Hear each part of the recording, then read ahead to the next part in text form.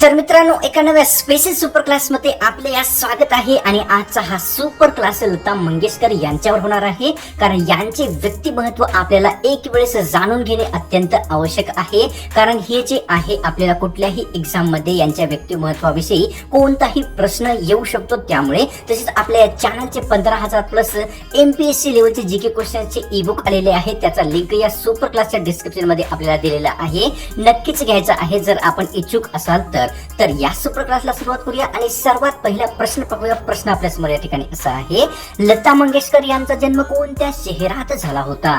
लता मंगेशकर यांचा जन्म खालीलपैकी कोणत्या शहरात झालेला आहे? ऑप्शन क्रमांक 2 योग्य राहील. इंदोर हे जे शहर आहे, या शहरामध्ये लता मंगेशकर यांचा एक जन्म झालेला होता. पुढचा प्रश्न, लता मंगेशकर यांचा जन्म कोणत्या वर्षी झाला होता ते सांगायचं आहे. लता मंगेशकर यांचा जन्म खालीलपैकी कोणत्या वर्षी झालेला आहे? ऑप्शन क्रमांक 4 योग्य राहील. 28 सप्टेंबर 1929 हे जे वर्ष किंवा दिवस आहे, या दिवसामध्ये लता मंगेशकर यांचा एक जन्म झालेला आहे. पुढचा प्रश्न, लता मंगेशकर यांचा जन्म झालेले इंदोर हे ठिकाण कोणत्या राज्यात स्थित आहे ते सांगायचं आहे. लता मंगेशकर यांचा जन्म झालेले इंदोर हे ठिकाण कोणत्या राज्यात स्थित आहे? ऑप्शन क्रमांक 1 योग्य राहील. मध्य प्रदेश हे जे राज्य आहे, या राज्यामध्ये लता मंगेशकर यांचा जन्म झालेले इंदोर हे ठिकाण किंवा शहर एक स्थित झालेले आहे. पुढचा प्रश्न, लता मंगेशकर यांच्या आईचे नाव खालीलपैकी कोणते आहे ते सांगायचं आहे. लता मंगेशकर यांच्या आईचे नाव खालीलपैकी कोणते आहे? ऑप्शन क्रमांक 3 योग्य राहील. सेवंती असे जे नाव आहे, लता मंगेशकर यांच्या एक आईचे नाव ठेवण्यात आलेले होते. पुढचा प्रश्न, लता मंगेशकर यांना गानकोकिळा ही उपाधी किंवा पदवी खालीलपैकी कोणी दिलेली आहे? लता मंगेशकर यांना गानकोकिळा ही पदवी कोणी दिलेली आहे? ऑप्शन क्रमांक 3 योग्य राहील. लता मंगेशकर यांना गानकोकिळा ही जी पदवी आहे ती लोकांनी दिलेली एक पदवी बनलेली आहे. पुढचा प्रश्न, लता मंगेशकर यांच्या वडिलांचे निधन झाले तेव्हा त्यांचे वय किती होते ते सांगायचं आहे.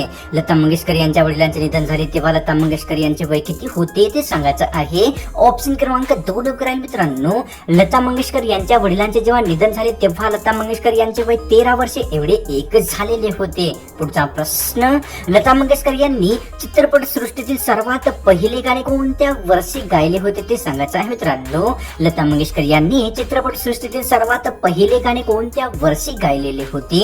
ऑप्शन क्रमांक 2 योग्य राहील. 1942 हे जे वर्ष आहे, या वर्षामध्ये चित्रपट सृष्टीतील सर्वात पहिले गाणे एक लता मंगेशकर यांनी एक गायलेले होते. पुढचा प्रश्न, लता मंगेशकर यांनी कोणत्या चित्रपटामध्ये सर्वात पहिले गाणे गायले होते? लता मंगेशकर यांनी कोणत्या चित्रपटामध्ये सर्वात पहिले गाणे गायले होते?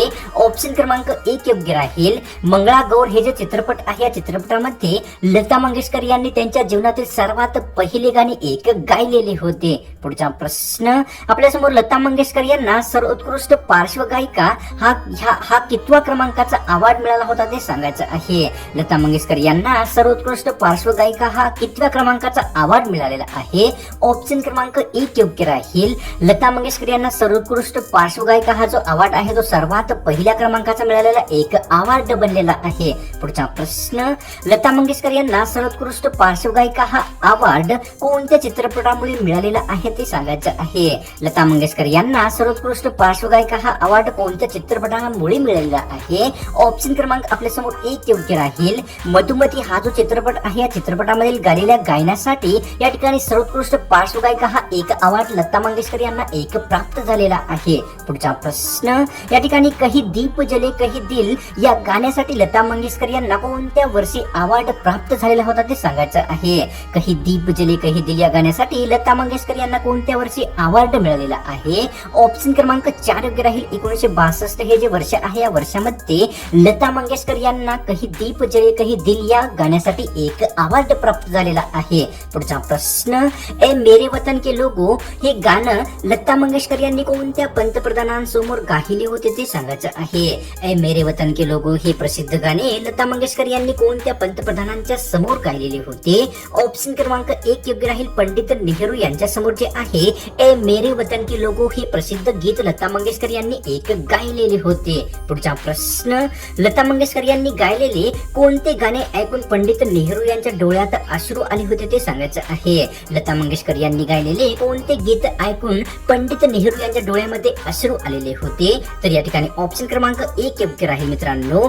ए मेरे वतन के लोगो हे जे गीत ऐकून पंडित नेहरू यांच्या डोळ्यामध्ये एक अश्रू आलेले होते. तर पुढचा प्रश्न पाहू आपल्या समोर काय आहे.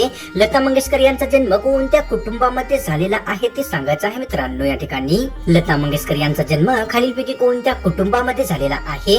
ऑप्शन क्रमांक 1 योग्य राहील. लता मंगेशकर यांचा जो जन्म आहे एका ब्राह्मण कुटुंबामध्ये एक झालेला होता. पुढचा प्रश्न, लता मंगेशकर यांनी आजपर्यंत कितीपेक्षा जास्त गाणी गायली आहेत ते सांगायचं आहे मित्रांनो. या ठिकाणी लता मंगेशकर यांनी आजपर्यंत कितीपेक्षा जास्त गाणी गायलेली आहेत? ऑप्शन क्रमांक 1 योग्य राहील. लता मंगेशकर यांनी आजपर्यंत 1000 पेक्षा जास्त गाणी गायलेली आहेत. पुढचा प्रश्न, लता मंगेशकर यांनी एकूण कितीपेक्षा जास्त भाषांमध्ये गाणी गायलेली आहेत ते सांगायचं आहे?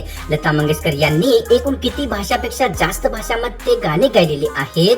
तर ऑप्शन क्रमांक 2 योग्य राहील मित्रांनो. लता मंगेशकर यांनी जे आहे ते 25 पेक्षा जास्त भाषांमध्ये एक गाणी गायलेली आहेत.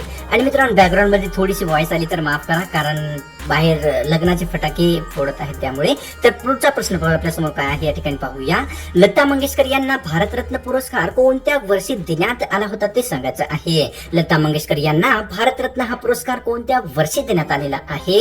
ऑप्शन क्रमांक 4 योग्य राहील. वर्ष 2001 हे जे वर्ष आहे या वर्षामध्ये लता मंगेशकर यांना भारतरत्न पुरस्कार बहाल करण्यात आलेला आहे. पुढचा प्रश्न, या ठिकाणी माझी लता लग्न नाही करणार असे कोणी म्हटले होते ते सांगायचं आहे? माझी लता लग्न नाही करणार असे कोणी म्हटलेले होते? ऑप्शन क्रमांक 2 योग्य राहील मित्रांनो. त्यांच्या वडिलांनी जे आहे माझी लता लग्न नाही करणार असे एक उद्गार काढलेले होते.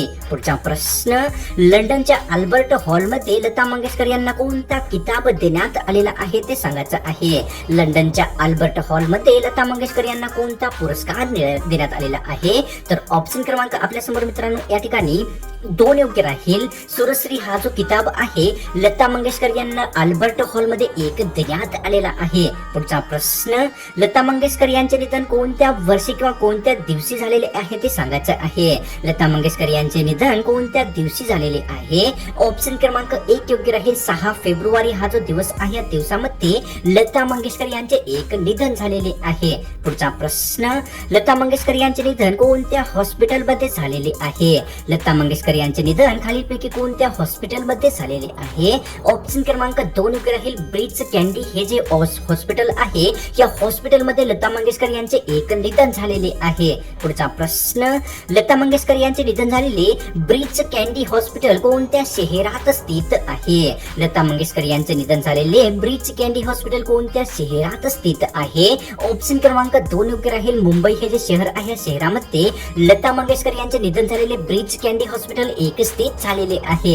पुढचा प्रश्न, या ठिकाणी लता मंगेशकर यांचे निधन वयाच्या कितव्या वर्षी झाले होते ते सांगायचं आहे मित्रांनो. लता मंगेशकर यांचे निधन वयाच्या कितव्या वर्षी झालेले आहे? ऑप्शन क्रमांक 3 योग्य राहील. वयाच्या 92व्या वर्षी जे आहे लता मंगेशकर यांचे निधन झालेले आहे. पुढचा प्रश्न, लता मंगेशकर दादासाहेब फाळके पुरस्कार मिळवणाऱ्या कितव्या महिला व्यक्ती बनल्या होत्या ते सांगायचं आहे मित्रांनो. लता मंगेशकर ह्या दादासाहेब फाळके पुरस्कार मिळवणाऱ्या कितव्या महिला व्यक्ती बनलेल्या होत्या? तर ऑप्शन क्रमांक 1 योग्य राहील. लता मंगेशकर दादासाहेब फाळके पुरस्कार मिळवणाऱ्या सर्वात पहिल्या महिला व्यक्ती बनलेल्या होत्या. पुढचा प्रश्न, लता मंगेशकर यांना कोणत्या वर्षी विष देण्यात आलेले होते? लता मंगेशकर यांना कोणत्या वर्षी त्यांच्या खाण्यामध्ये विष देण्यात आलेले होते?